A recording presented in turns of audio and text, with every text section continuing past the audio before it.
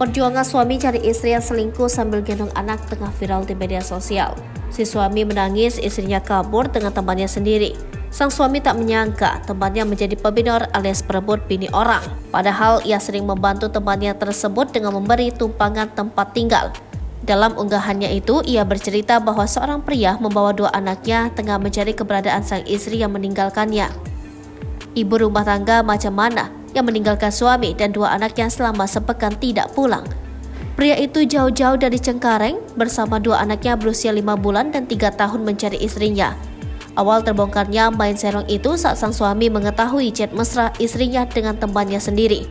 Ia tak menyangka ada cinta terlarang antara istrinya dengan temannya itu. Padahal temannya ini sering makan dan tidur di rumahnya. Bukan main hancur hati si suami, pertengkaran rumah tangga pun pecah. Sang suami meminta istrinya untuk memilih tetap bersamanya atau dengan temannya itu.